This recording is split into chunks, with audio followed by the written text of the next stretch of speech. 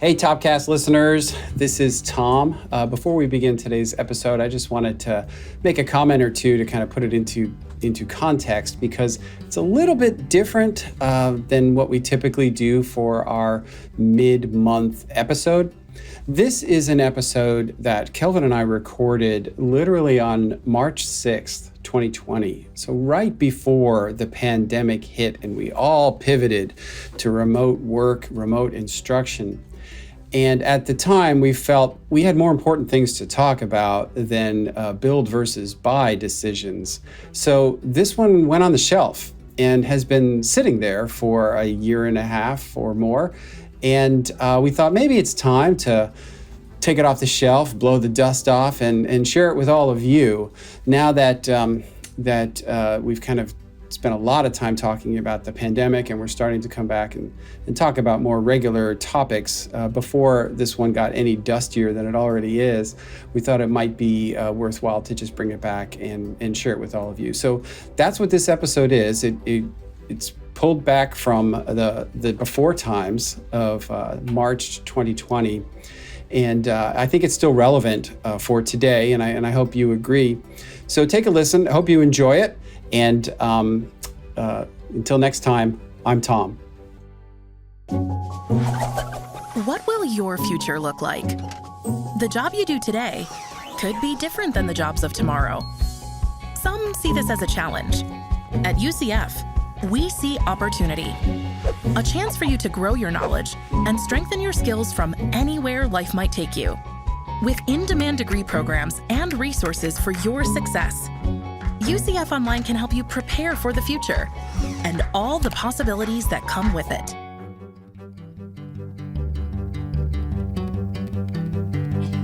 From the University of Central Florida's Center for Distributed Learning, I'm Kelvin Thompson. And I'm Tom Cavanaugh. And you're listening to Topcast, the teaching online podcast. Hey, Tom. Hey, Kelvin. How's it going? It's going well, thank you. That's good. It's still lovely out weather-wise, and I saw no accidents today to kind of splice together both of the chit-chat themes, weather and traffic. Weather and traffic, yes. That's right. Ooh, yeah. We could have a radio show. Weather, now the weather, now the traffic. Yeah. Temps on the nines. Yeah. Actually, we are recording this in spring, which is one of the lovelier times in Central Florida. It's about 5 minutes, but we like it. Yeah, and I always say that this time of year is what makes up for the rest of the year for us. Yeah. I would say August is our penance for like February, March. Yeah. It's very pleasant lately. I've enjoyed it very much. It ebbs and flows a little bit, 20-degree change and high from one day to the next. But the low is like 65, so it's not like that's not below zero. Yeah, so no complaints. No, that's right. All right. right, so I heard the dulcet gurgles. Mm-hmm. Our house band. I can't even say it. We need to come up with some other name. I think some other way to describe that noise. I have said gentle burbles before. Gentle burbles. Yeah. The sonorous pour. Sonorous pour. Yeah, it's not as much onomatopoeia. No, but it kind of is reminiscent of cellar door. Okay. Was that Donnie Darko? What's that? Allegedly the most perfect phrase in the English language, or the most pleasing, according allegedly to Tolkien or something. Cellar door.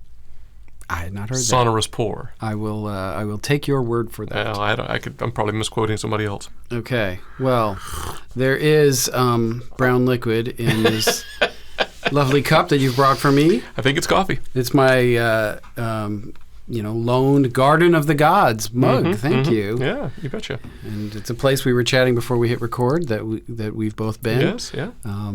It's lovely. So if any listeners in Colorado, we're jealous of your elevation. That's right. And the Red Rocks. Yeah. That's very nice. I liked it there. They had a little simulation thing where you kind of go through time, and you could, at the little welcome center, and you could kind of see supposedly like the formation of the whole thing over ecological past or geological past, I guess. Ecological too, maybe. Both. Something. So I'm sure there's a reason we're drinking this particular coffee out of this particular mug here. Yeah, I just hadn't had coffee yet today, and I thought bring some and fuel the conversation. No. Thematically, there's a reason, selectively, thematically selected. So today's coffee, Tom, is the High Country Blend from Davis Roasters in Madison County, North Carolina. And it was sent to us by Topcast listener Leah Sharan Davis, who is a colleague from the online services company iDesign. Okay, know some folks there. Yeah. Whitney Kilgore, maybe some others. Yeah. Leah and her family are also farmsteaders. They moved from the city to the country and now grow their own organic foods on their family farm. And Leah told me a bit of her family story a few months back over dinner at an EDUCAUSE event, and I was intrigued by their whole story. And in that conversation, she offered to send us some coffee because they've also taken to roasting and selling coffee. So Leah sent a note with the coffee saying that this, quote, high country blend contains Robusta and Arabica from Brazil and Honduras, unquote. So how's the coffee, and do you get a connection of some sort, however elusive and shadowy it might be? Well, the coffee is excellent. Thank you, Leah. And the connection's not too shabby. Ooh. I might add. I didn't even need I'll take to that. add any sort of sweetener or lightener to your connection. That's good. It's one thing to add it to the coffee. It's another to It's my own issue with the coffee, but spackle. let me see if I can flesh that out a little bit. Yeah, so I get it, I think, because Leah and her family are sort of farmsteaders, homesteaders, kind of growing their own food, roasting their own coffee. And then there's also, I guess, a connection with iDesign. Yeah. And they're a company that you outsource different services to for the EdTech online learning community. And today we are talking about the build versus buy decision / conundrum that many institutions must face. Yeah. And not just once, like right. Again and again. Yes. And every decision, I think, is unique. It's not like, well, we always build or we always buy. That's it's right. Like every institution must face every decision with a unique set of circumstances and a unique context. Well, I think that's wise. I mean, I know I have tilted through the years, kind of into a kind of a snobbery of like, well, we are build kind of people, but you don't build everything.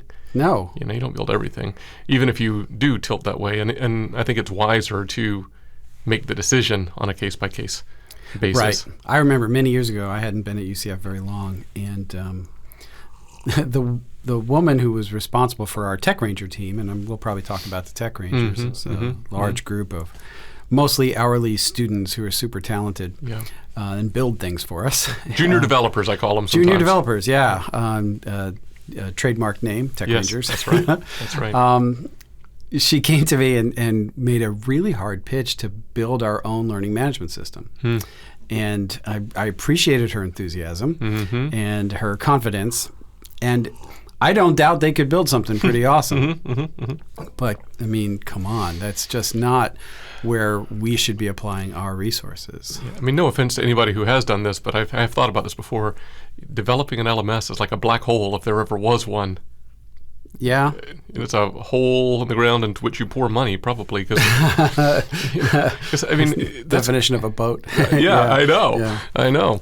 And I think it's kind of the same way because, boy, that would be a lot. You look at the real robust open source communities around LMSs, that's hard, let alone us trying to do it. In my mind, if there's already an economic base of full-time, large-scale, publicly traded companies doing that thing, how are we going to do it any better than them? We can't devote the resources and capital that they have into building something like that.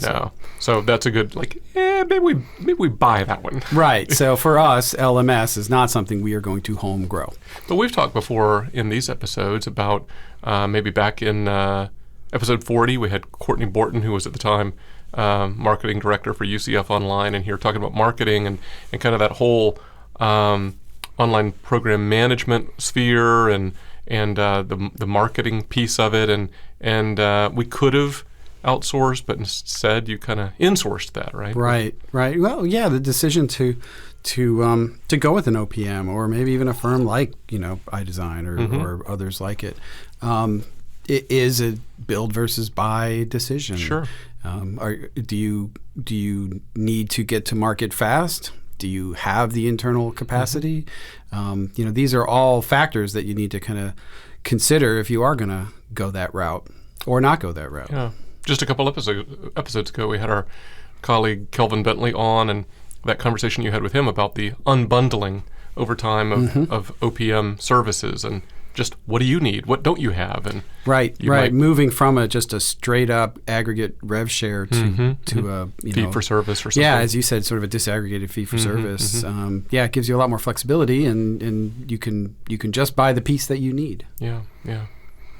So I mean, honestly, maybe we should not go too deep into the OPM question because we have talked about that in the past. But I know for us here. The choice about software is one that we debate a lot because we've built a variety of different integrations that go into our learning management system, and typically, I won't say always, but typically that's driven by the fact that we need something and the marketplace doesn't have it. Yeah. So we've had to build it, and then in many cases we've open sourced it, and I don't know, maybe we can put a few on the show notes of open source tools that we've built that are available to people. Yeah, some we've mentioned in the past, and we've had that episode. Gosh, sometimes I remember, sometimes I don't. Yeah. The episode about the future of the LMS, and we talked about I pitched instead of like Legos, maybe the next generation digital learning environment's more like Mr. Potato Head, right? You've got the LMS as a core, and then you plug in a bunch of stuff, and so hence. We do that a lot, but other standalone tools as well. We have really good developers. We're fortunate. We do, and maybe it's worth taking a step back and just recognizing that we work at a large research university. Yep. We have certainly not the resources of other large research universities. That's true. But more than the typical community college down the street. That's right. So if you're a shop of one, assistant director of online learning, and you've got a FTE of 1.5 or something, and maybe a part-time student helping you, the build versus buy decision becomes very easy. Right, because you just don't have the resources to build. Yeah, neither. Right.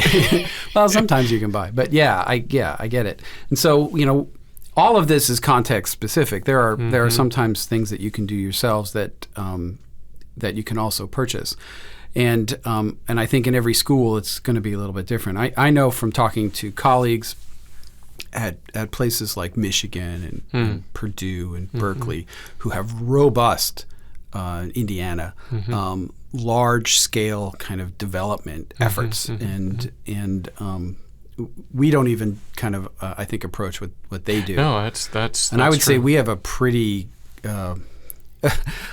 active development agenda. We've got a pretty good staff of people who do nothing but this. And just to I guess comment on this too, right? I think historically.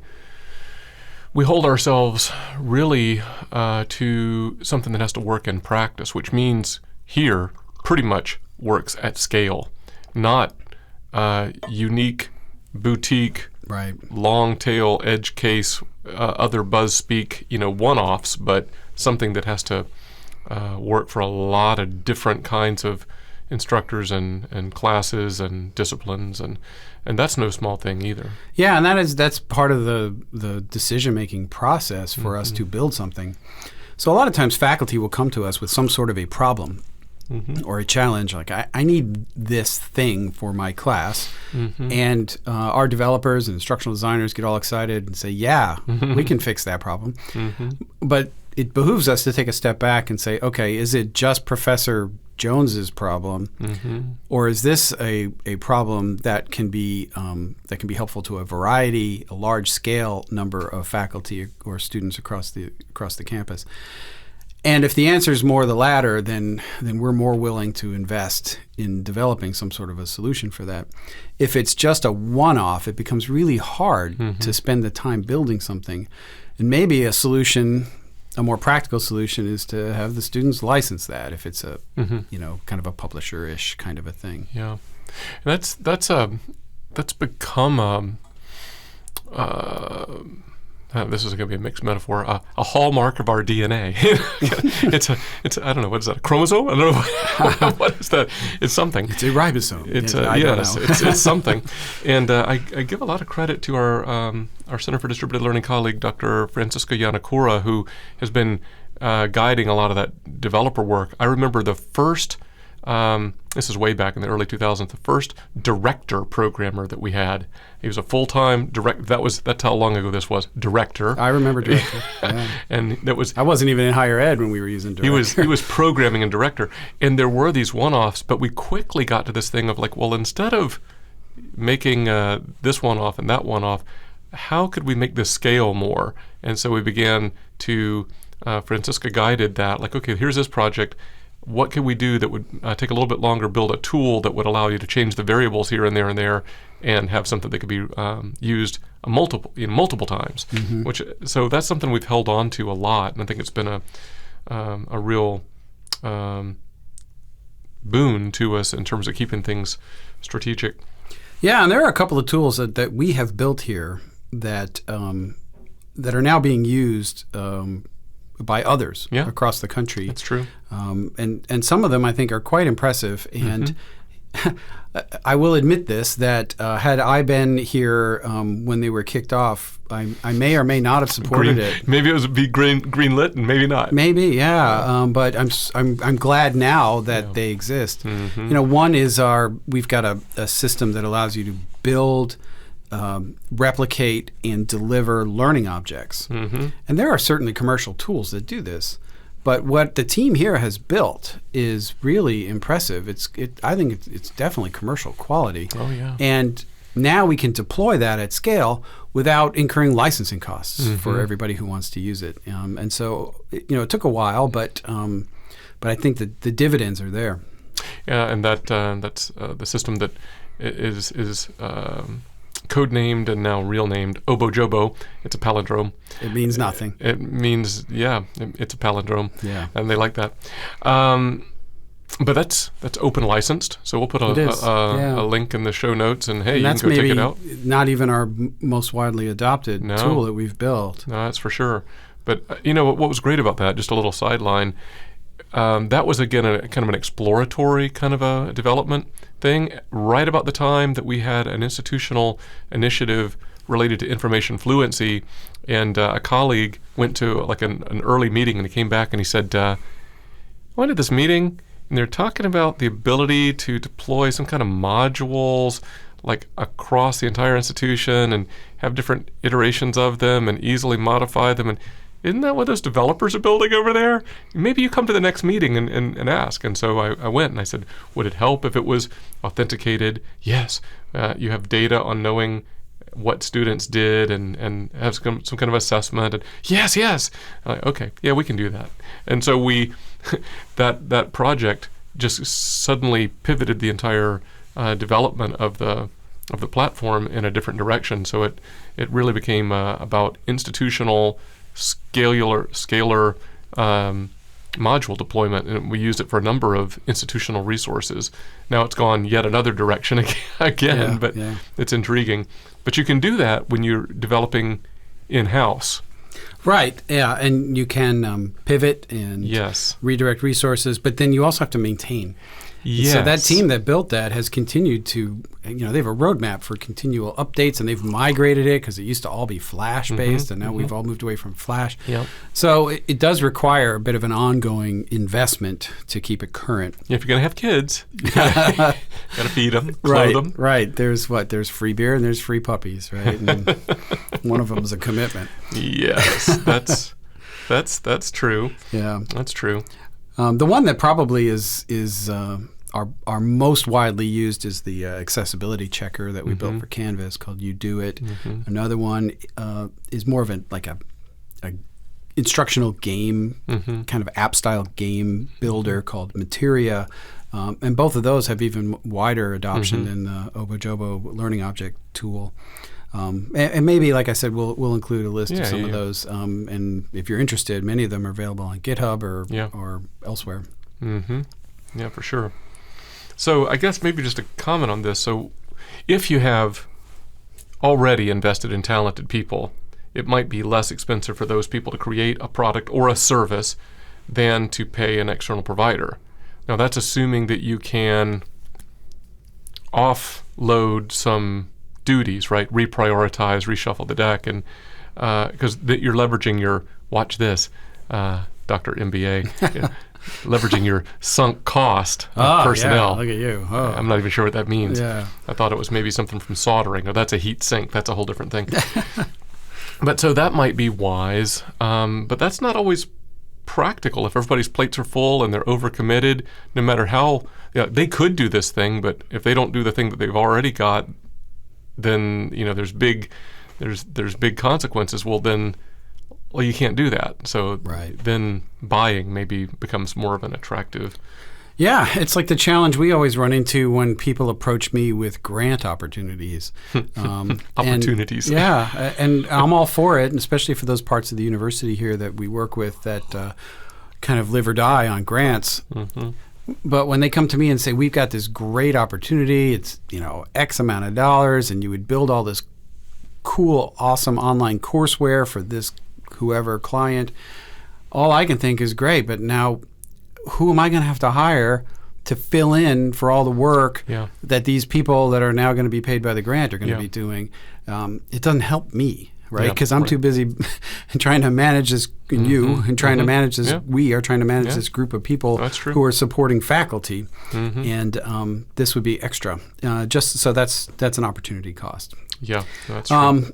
So one of the ways we've addressed that, and we've hinted at this already, is through the use of some like part-time and student employees.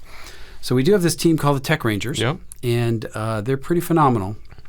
And, I'll give Barbara Truman credit, previous director here at the Center for Distributed Learning, and it was really her brainchild to take advantage of the talent that's just resident here at a large, major university that has a lot of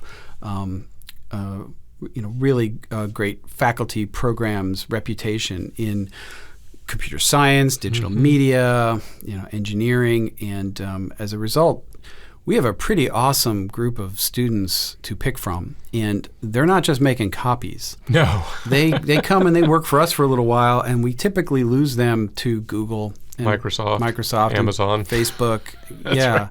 They and sometimes they go and they'll spend the summer interning at those places, and then come back. And then work for us for the rest of their academic career, and then graduate, and then go work in these places. We've got we've got a lot of talent that we're not paying Facebook prices for while they're here. No, it's now true. They're young and they need guidance. But that's been a little bit of a secret to our success. No, I agree. I think it was a real genius move on Barbara's part. And probably like you, I've certainly talked to some of those part-timers who are leaving who've told me, hey, I enjoyed my degree program, learned a lot, but it all became real working here. And they on the job, on the ground, really learned a lot. A little bit of the lore, I don't know if you know this story, back in the day, the plan was not to go that direction at all. It was there were some existing personnel at the university, online learning. Okay, you have to make web pages. All right, there's a group over there. They have that skill. You'll hand off to them what you need, and they'll make it, and you'll be fine. Except that, they already had commitments, and the turnaround time was not what you need when you're putting online courses together quickly. And the metaphor of laying down track because the train's coming down it. It's not that responsive. So Barbara, said, well, let me hire some part-timers, and this is the era that we refer to now as laptops and TV trays because there's no place for, they're spilling out into the hallways, and that became strategic. And that was a real worthy investment. And of course, over time, we've seen that before too. Sometimes you can't stand up a new full-time salary line, but you can put aside a little bit of contingent funding, non-recurring, Right. to hire somebody, even if they're working 40 hours a week, non-benefited for a short period of time as a proof of concept to get something done. And then if you need it, you can say, hey, look how well that worked.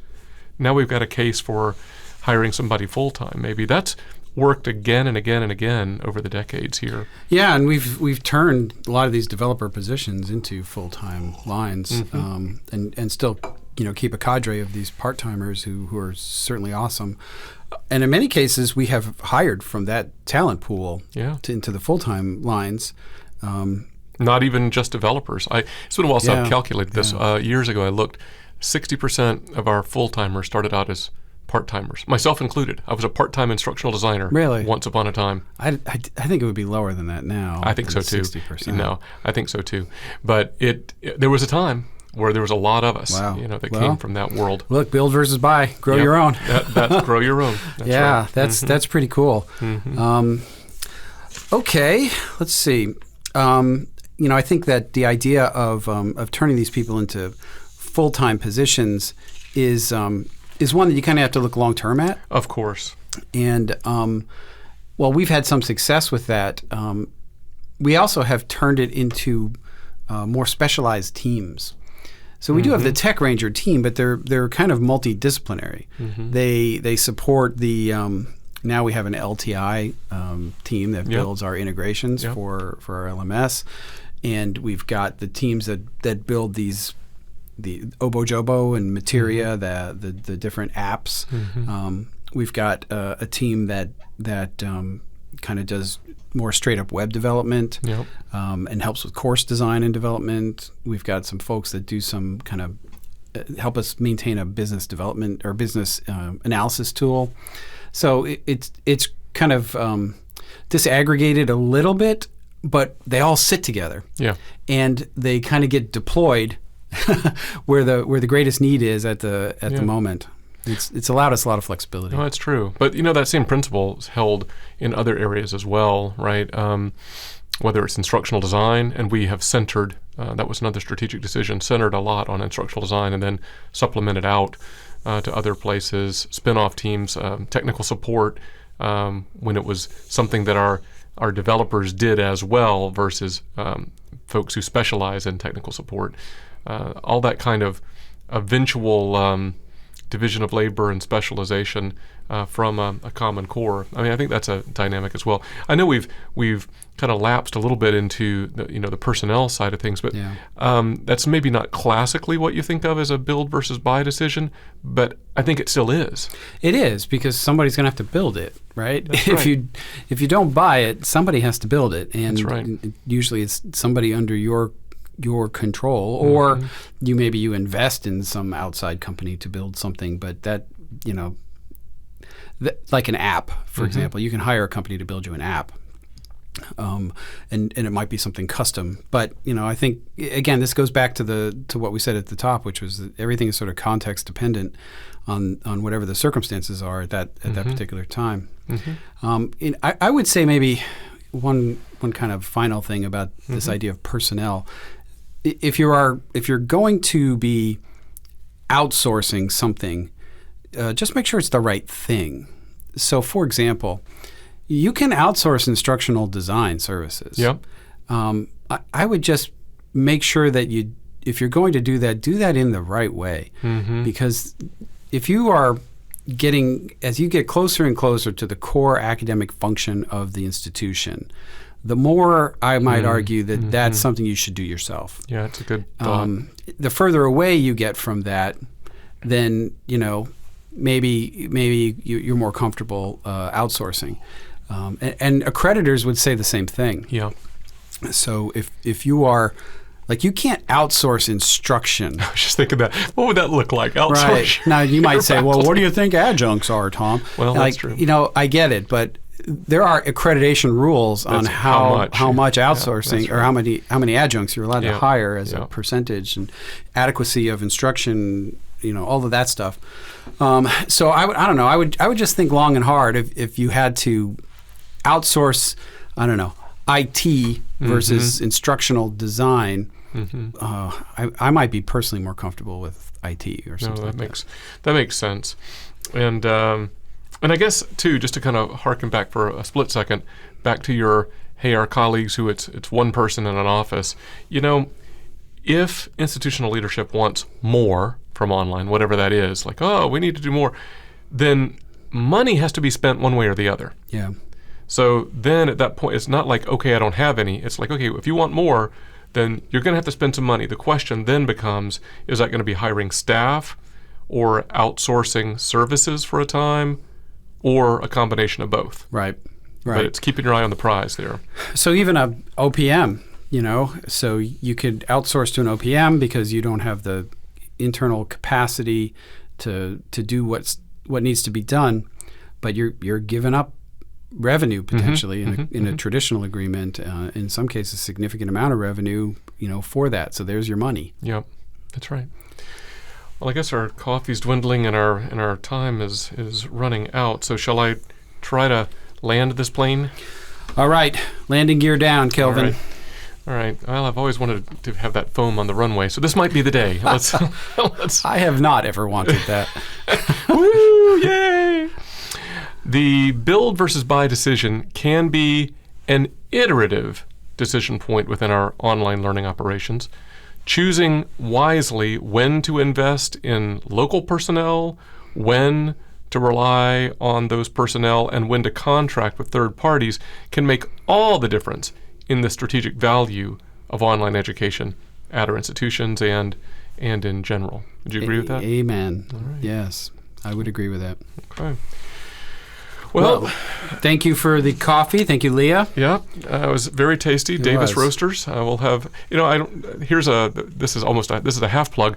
We haven't said this in a while. We always have links to the source of the coffee in our show notes. I know that. Yes. If you ever were kind of curious about how to get some yourself or what more information, they're always in the show notes at topcast.online.ucf.edu. So you could find out about Davis Roasters and order some of this yourself if you want. Yeah, check them out.